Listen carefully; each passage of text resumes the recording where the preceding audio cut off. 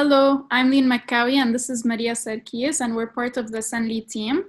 We'll be interviewing the AIChE Club of AUB as part of our Beirut Blast Series.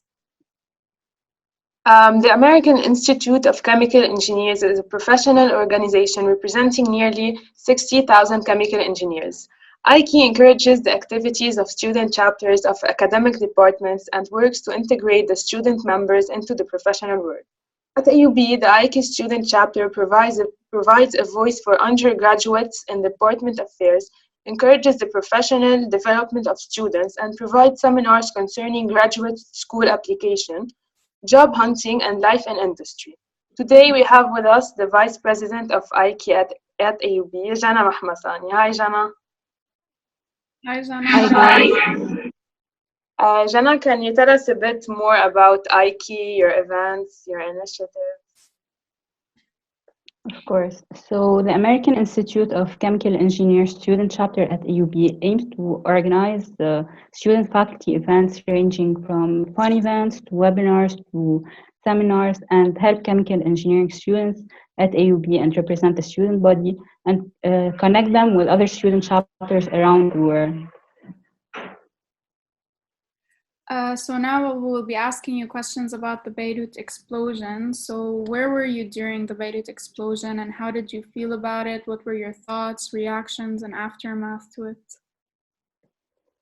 Well, I was actually supposed to be in the downtown area in Beirut at the time of the explosion with my friend who happens to be Lynn.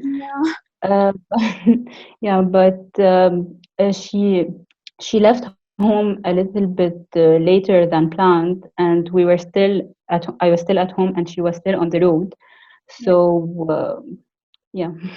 Yes, thankfully I didn't feel it on the road, but it really was an experience. How just a 15-minute interval would have made a huge difference for both of our lives. But thankfully everything went well.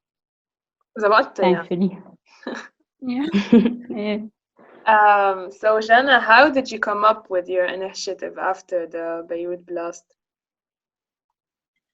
Well, the American Institute of Chemical Engineers student chapter at AUB has always been giving back to the society and dedicating some of its profit and money to charity and to donations. But we've always wanted to implement a volunteering program or initiative on our own in AUB. And the explosion, which happened on August 4th, was a push to do so. And it made us launch this volunteering program and organize our very first event right after the explosion, where we collected money, clothes, food, or whatever you can think of to donate exclusively to the families who were affected by the Beirut explosion. And we then organized multiple volunteering events right after this one, of course, with precautions and whenever we had the chance. Sounds like a great initiative, honestly. How was the responsiveness of the population to it? Well, everyone was very supportive of this idea. When we first proposed it during our executive committee meeting, everyone agreed, of course. Then the cabinet, the professors were also very supportive, the students, the administration at AUB, the Office of Student Affairs. Everyone was very supportive, which helped us keep going. That's great. Great. How did this initiative change you? Well, I believe that this initiative affected all of us, whether physically or mentally, but it made me not lose hope in this country and the potential people and small groups can give. Since, of course, we weren't the only volunteering initiative in Lebanon. We saw a lot of new NGOs helping people around them and new initiatives, even at AUB, whose main goal is to help other people, which is a great feeling, to be honest. Yes, volunteering is truly something everyone should take part in. So as we already know, everyone these days has been talking about the Sustainable Development Goals. So how do you think these goals can be related to your initiative? What goals specifically have you been targeting by implementing this volunteering initiative?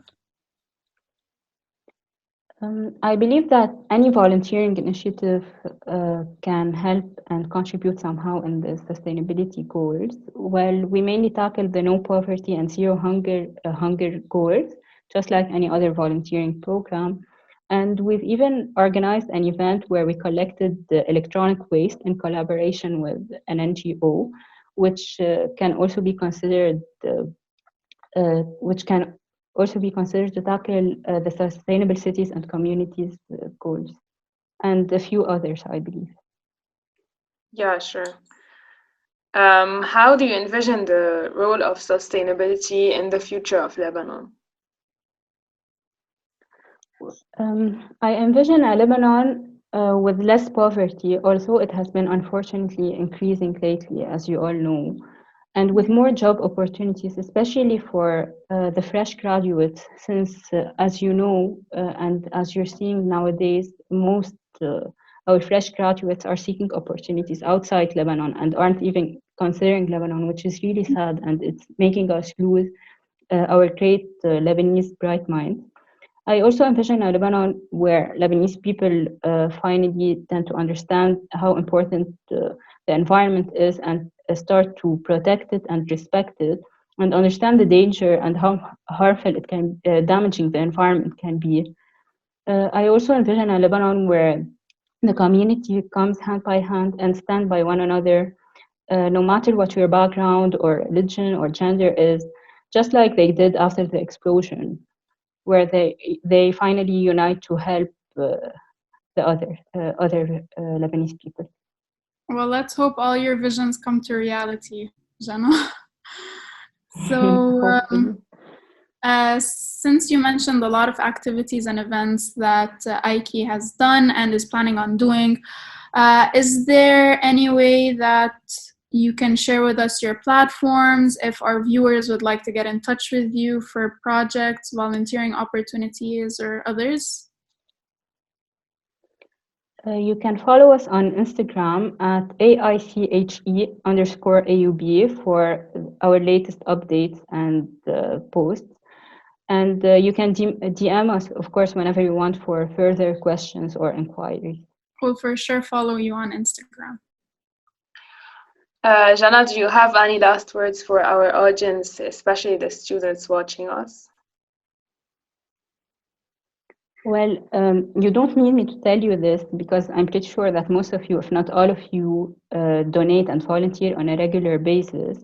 But please try to do it more regularly. Try to donate, whether it's money or your clothes or toys or food or whatever you have at home. And if you don't feel like you can afford it or you're capable of doing it, which is completely normal and understandable, try to contact NGOs to go and donate your time, if you'd like, to go and volunteer in person with these NGOs. Trust me, it's a very rewarding feeling that we all need nowadays with everything we're going through. That's it. Really agree with you. Yeah, totally. Thank you so much, Jana, for this interview. We learned a lot about AIChE and the initiatives that you do. We hope to meet again soon. Thank you, Jana. Thank you for having us.